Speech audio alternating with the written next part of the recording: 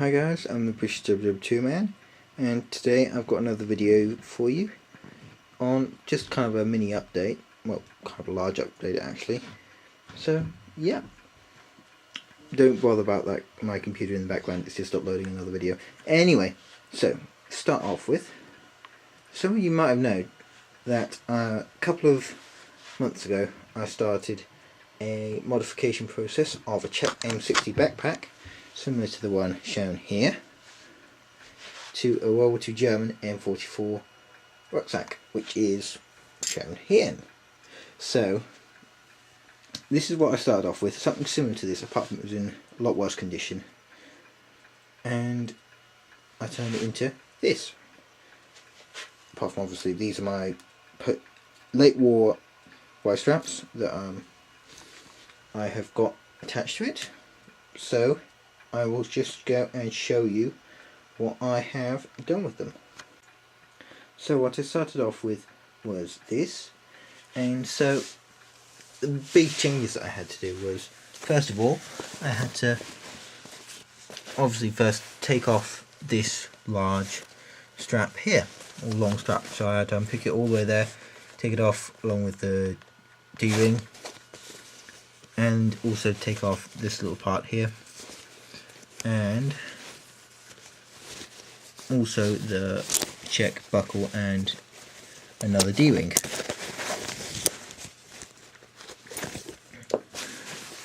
So once I'd done that, I then had to replace the Czech buckle and D-ring and the strap with leather ones, so such as on this, the one that I've modified.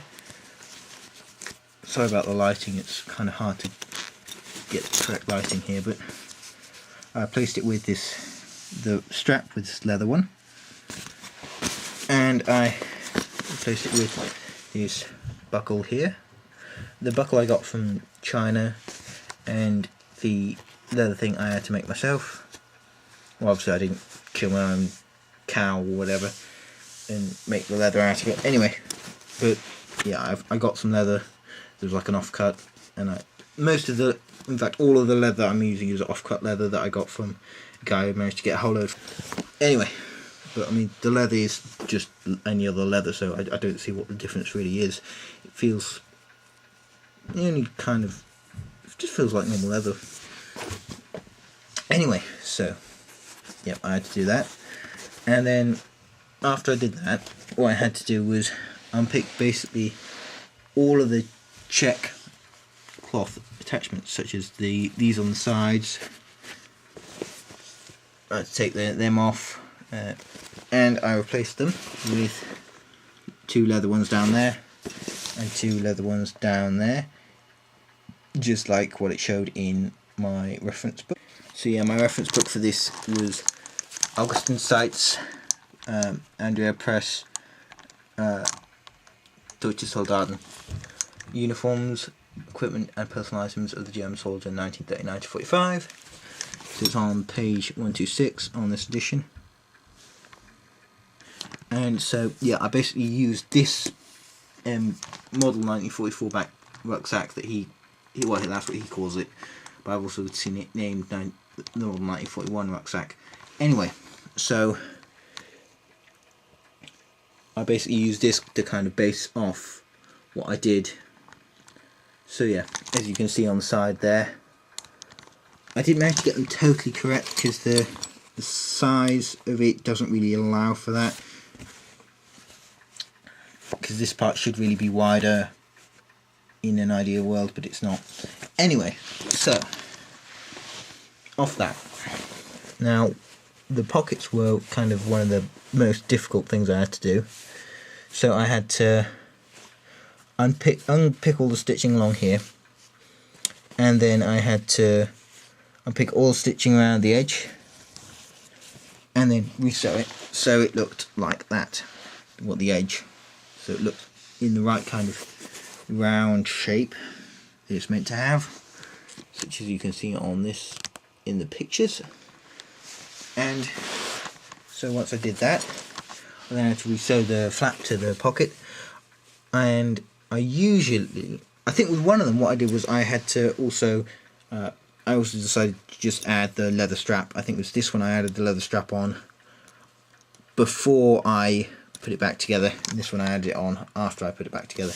Anyway, so yeah, I also had to take off the strap as well, and then yeah, so I did that, sewed it back on.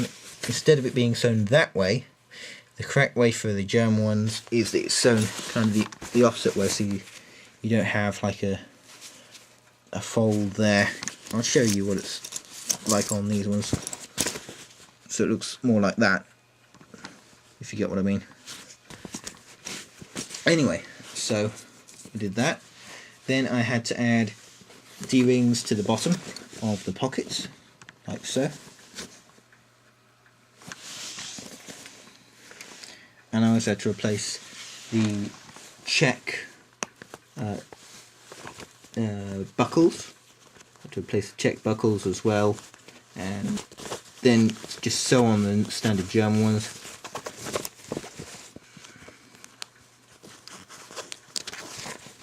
So yeah, just unpick that, replace it with one of these. So yeah, and then I'll turn it over now and show you what the other side looks like.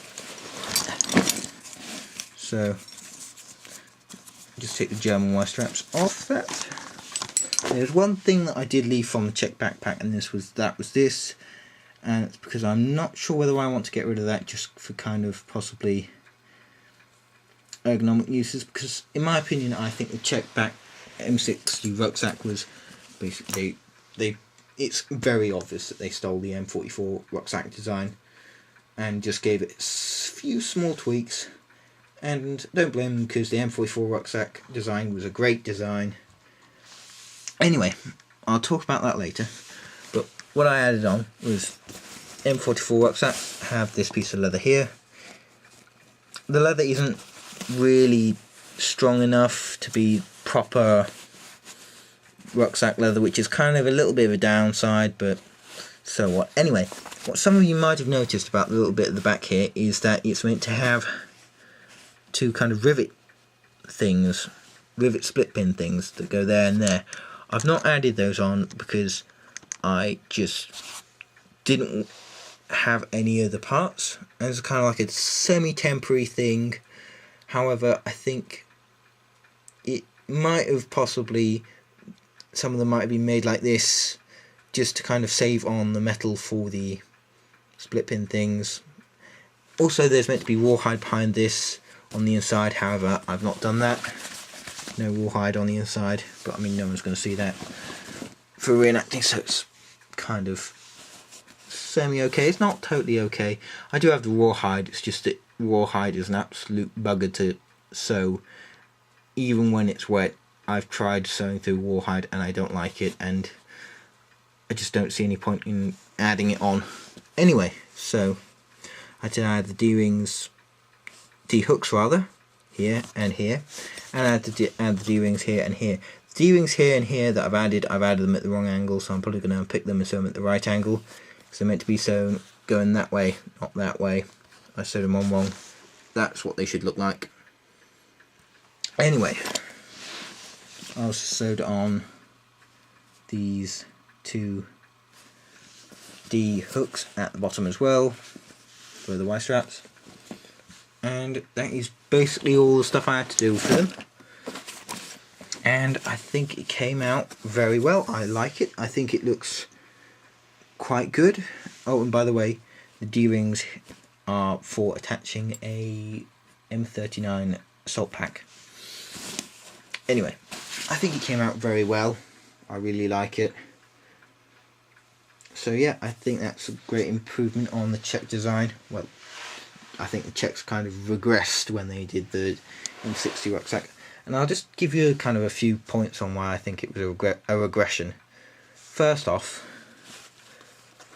is that with this design, it basically allows for, if you say in cover, it's a semi-good and a bad point.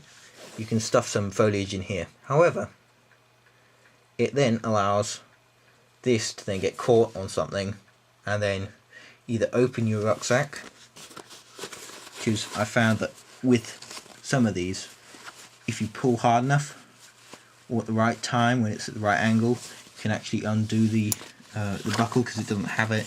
Unlike the German ones which had this canvas material, it doesn't have the teeth which actually physically bite into the material and hold it in place. Anyway, so that's one little regression. I'd say the major regression that they did was the way it attaches to the Y-straps.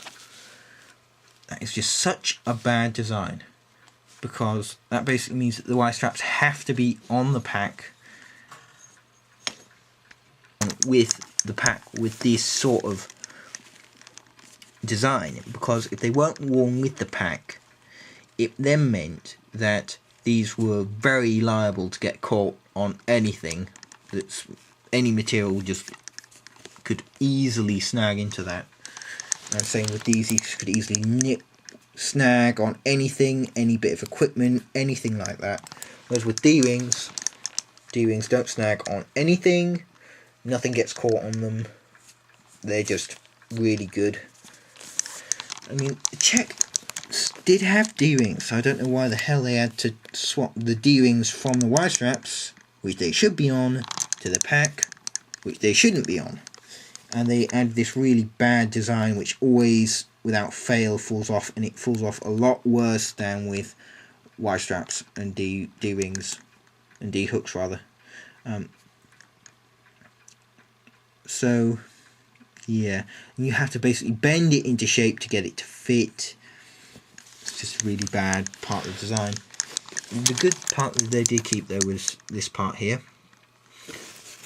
and it basically allowed, well no, they didn't keep it there, I think they added this part on actually, but good thing about it is it means that it keeps the Y-straps stable, in a stable place on the pack. That is a good design feature. Now I think what I have was an earlier one, because you can tell by the fact that it's not a double kind of piece of material, because on this one, if you look inside, two pieces of rope and kind of a bit loops over the back. There's no bit looping over the back, and on the inside of this one it's just one piece of material all the way around. So, what piece of rope or cord all the way around. Anyway, so that one was kind of in a really bad state as well. Anyway, so yeah, they're kind of the bad design features I think of Czech backpack and Y-straps. Also, I think that this kind of style of Y-strap design makes it a lot harder to adjust, whereas with the German style one, all you have is just make sure that you squeeze those two bits in far enough, and you can just slide the Y-strap hooks up and down as far as you want. That sounds a teeny bit dodgy. Anyway, so off that was just a project that I got, and I've got out of the way finally. And another thing I've done with my late war Y-straps was that they were basically, quite a lot of the stitching was going, such as the stitching on this bit, they're almost completely gone. They're basically being held on by a couple of threads, so I basically sewed them both back, both that part there back on and that part there. It had this loop missing, which I've sewn back on with a new piece of leather, and also these two bits here, there and there, they had also almost completely, the stitching had almost completely gone, so I've added those bits. I basically just took all the old thread off. It was hardly any thread there at all, so I just sewed it back with some new thread. So that's basically that. And some of you might be thinking, oh, so what with the Czech rucksack, all he did was just add a couple of bits of leather to it, and the D-rings and the D-hooks.